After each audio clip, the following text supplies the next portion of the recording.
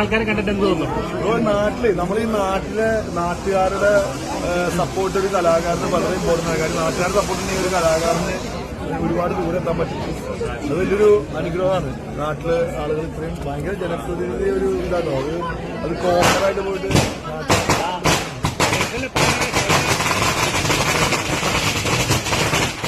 പതിനായിരങ്ങൾ വന്നിരുന്നു.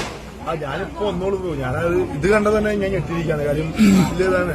അപ്പൊ ഞാൻ എന്തായാലും വിളിച്ചപ്പോ വരാൻ കാണിച്ച ഒരു മനസ്സിന് താങ്ക് യു സോ മച്ച്. ഞാൻ ആക്ച്വലി കാണുമ്പോൾ ഒരുപാട് ആഗ്രഹിച്ചിരുന്നു.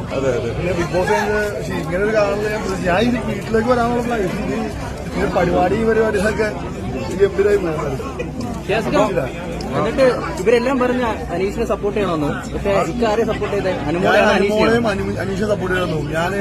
അത് ഓൾറെഡി അറിയാലോ. ഇതിനറിയാം. ഞാൻ ഓൾറെഡി എല്ലാ ദിവസവും ഇതിന് മെസ്സേജ് അയക്കും. ഞാൻ അപ്ഡേഷൻ എനിക്കൊരു അനീഷിന് മെസ്സേജ് ചോദിക്കാൻ പറ്റില്ലല്ലോ. ഞാൻ ബിഗ് ബോസിനകത്ത് ചെന്നപ്പോഴും അനീഷിനെ ഞാൻ അതിഭീകരമായിട്ട് സപ്പോർട്ട് ചെയ്തതാണ്. അനീഷിനെ അറിയാം. അത് TV കാണിച്ചോന്ന് എനിക്കറിയില്ല. ഞാൻ അനീഷിനെ ഒരുപാട് അഡ്വൈസ് കൊടുത്തായിരുന്നു. ഞാൻ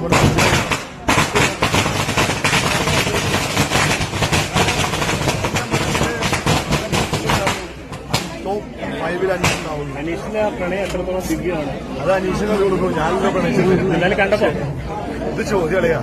പ്രണയത്തെ പറ്റി ഒരു വ്യക്തി മറ്റു വ്യക്തിയിൽ അറിയാൻ പറ്റും. നമ്മളിതൊക്കെ ചോദിക്കണം. നമ്മളിവിടെ കാണാൻ വന്നു. ഇത് വലിയൊരു ഭാഗ്യമല്ല. അപ്പൊ എനിക്കിവിടെ കാണാൻ പറ്റും കുറെ നാൾക്ക് ശേഷം. അപ്പൊ തീർച്ചയായിട്ടും വരാൻ കാണിച്ച ഞാൻ വിളിക്കുമ്പോഴേക്കും വരാൻ കാണിച്ച ഒരു മനസ്സിന് നന്ദി പറയുന്നു. പിന്നെ തീർച്ചയായിട്ടും ഒരു ബ്രദറാണ്. എനിക്ക് ഇപ്പൊ നമ്മള് ഒരാളെ വിളിക്കുമ്പോ ചില ആളുകളെ വിളിക്കുമ്പോൾ വരില്ല എന്നുള്ള മറുപടി ആയിരിക്കും കിട്ടുക. പക്ഷെ ഷിയാസിക്ക എന്ന് പറഞ്ഞിട്ടുണ്ടെങ്കിൽ എന്റെ ഒരു ബ്രദറാണ്. എനിക്ക് ആ പൂർണ്ണ സ്വാതന്ത്ര്യത്തോടുകൂടെ വിളിക്കാം. വരുന്ന ഉറപ്പായിരുന്നു. വന്നു. Thank you so much. Bye bye. വീട്ടിലേക്ക്.